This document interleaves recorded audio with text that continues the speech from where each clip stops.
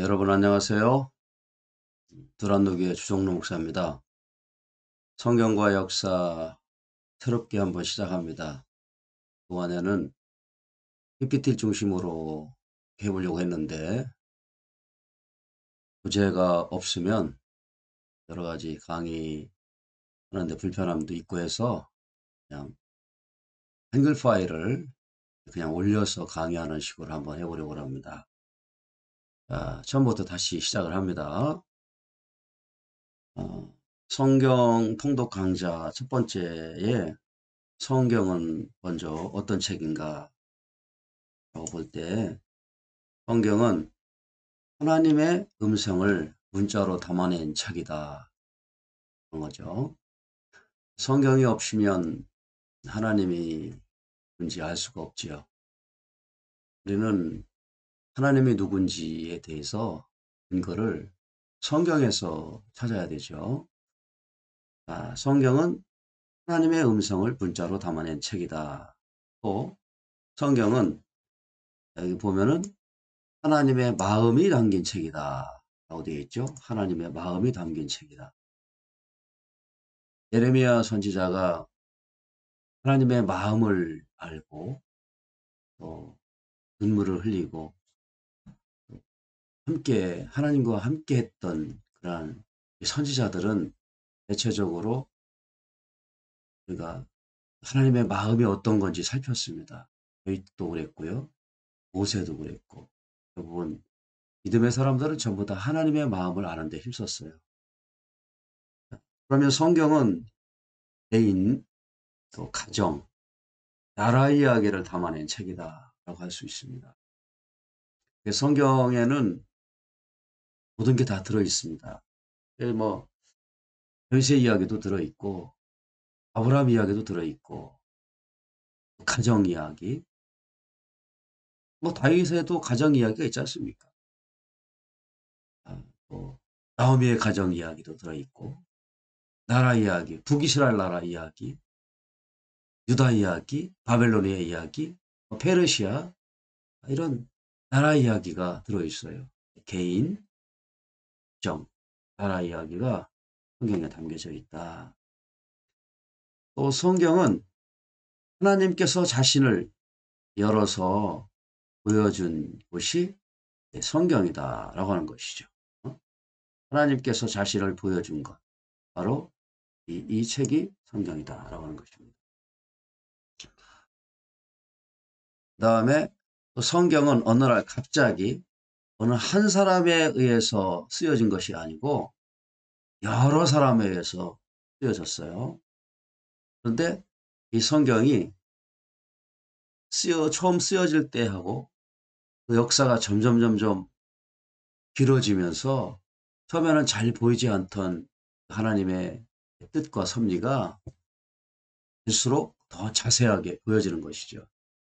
처음에는 희미하게 안원경으로 보여지던 것이 시간이 흐르면 흐를수록 아주 현미경으로 보는 것 같이 자세하게 보여졌다라고 하는 것이죠. 그걸 갖다가 계시의 점진성이라 이렇게 얘기를 합니다. 계시의 점진성. 성경은 약 40여 명의 저자들에 의해서 성경이 쓰여졌는데요. 40여 명이 쓰여져 있지만 그 40여 명들이 다 시대가 다르고 문화가 다르고 환경이 다른데에도 오류가 없도록 하셨다. 오류. 하나님은 오류가 없도록 하셨고 그 내용이 모두 유기적으로 연관되어졌다라고 하는 것입니다. 1600년 동안 40여 명의 사람들이 성경에 쓰여졌지만 오류가 없도록 만드셨다. 이게 하나님의 놀라운 섭리입니다.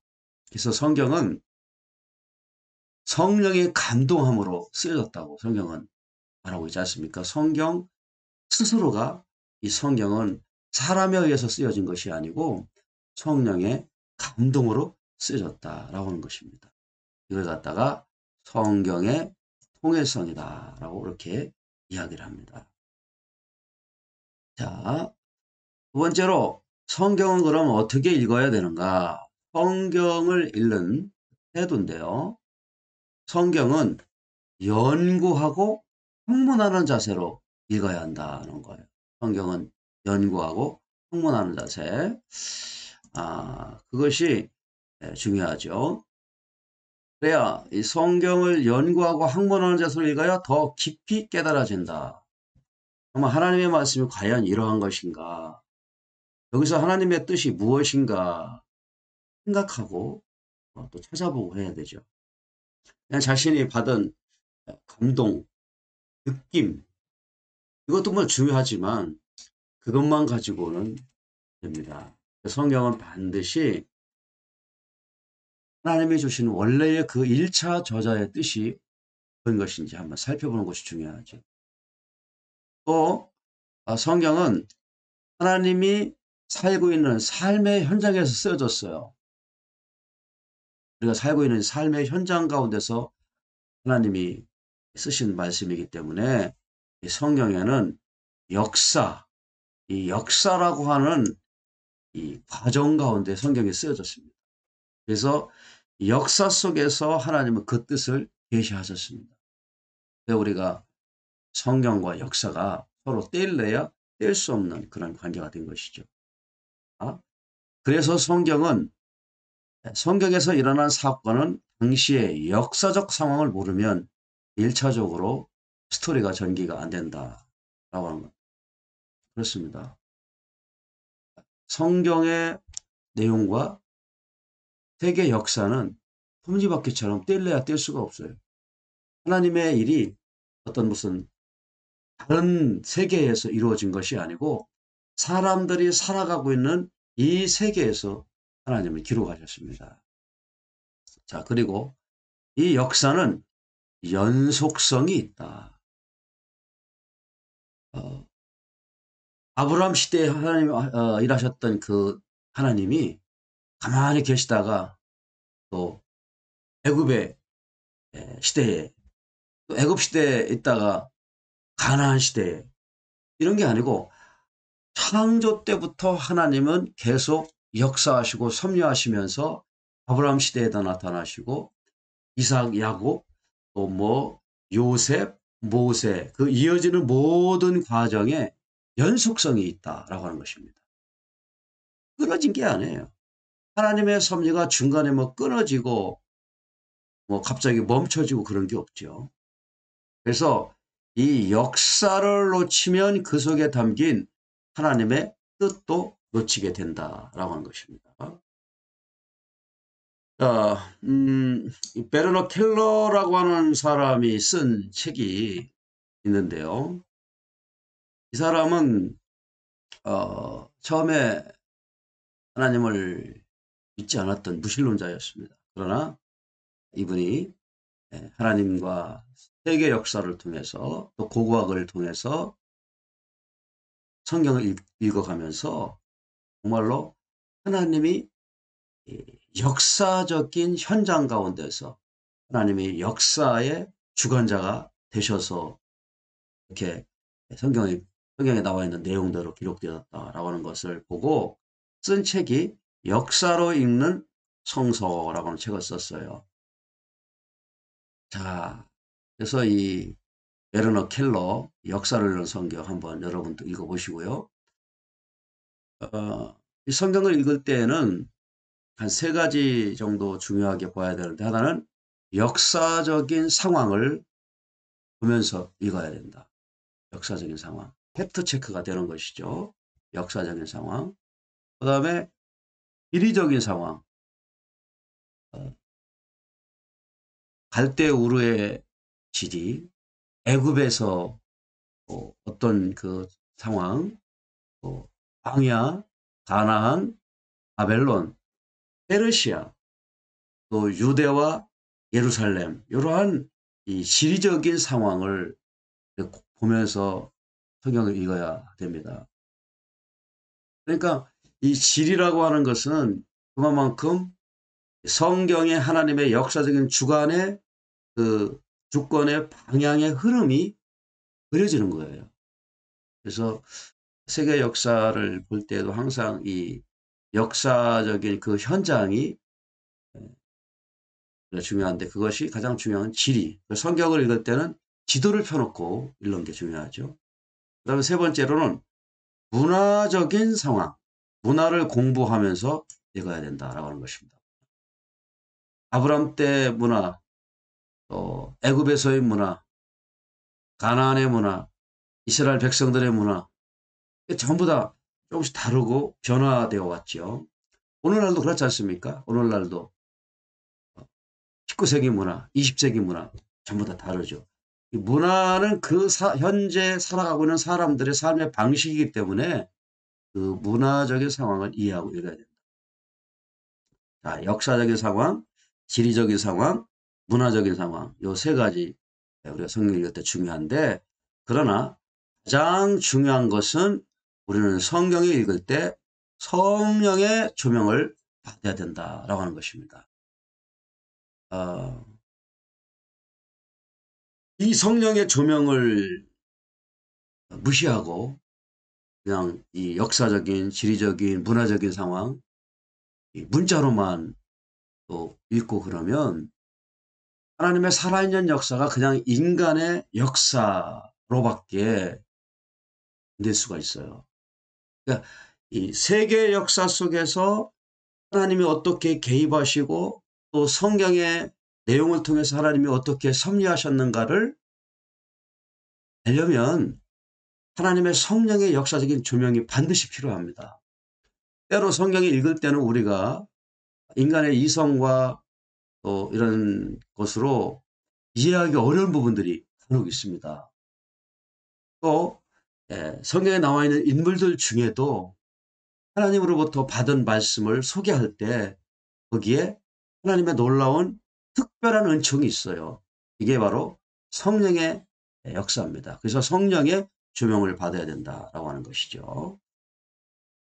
그 다음에 성경을 우리가 읽을 때 창세기부터 계시록까지 그냥 책 순서로 읽는 것이 아니고 성경을 읽을 때 역사 순으로 읽으면 아주 그 내용을 파악하고 이해하는데 대단히 아주 좋습니다. 자, 거기 보겠어요.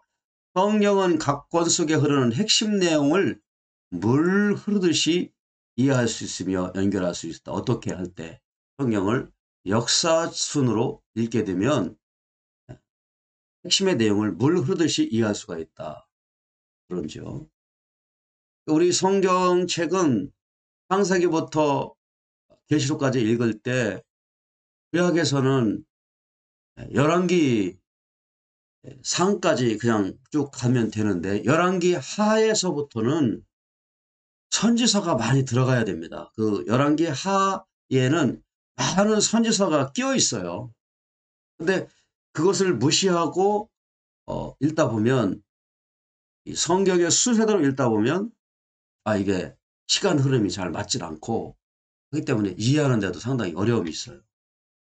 자, 그리고 역사 순으로 읽다 보면 시간을 타고 오르는 성경 목록을 재배치할 수가 있습니다. 성경이 우리가 우리나라도 우리나라 역사도 그렇고 개인의 삶도 그렇고 자신들이 그동안에 찍어왔던 사진들 이런 것도 쭉 보면 이렇게 순서를 정할 수 있잖아요. 원래대로. 이거는 내가 10대 때, 20대, 30대 때, 요거는 뭐 누구를 처음 만났을 때 이렇게 재배치할 수 있는 것처럼 성경을 역사순으로 읽다 보면 성경의 목록을 재배치할 수 있어요. 그래서 성경이 창세기부터 계시록까지 열왕기 하를 읽으면서부터 그 다음에 처음 어디부터 읽어야 되는 것인가, 뭐 처음 요나서부터 읽어야 되는가 이렇게 쭉 재배치할 수 있습니다.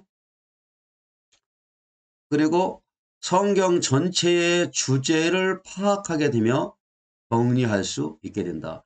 앞에 상황과 뒤의 상황이 서로 연결되기 때문에 이렇게 할 수가 있죠. 히스기야 왕 시대 때 있었던 이야기,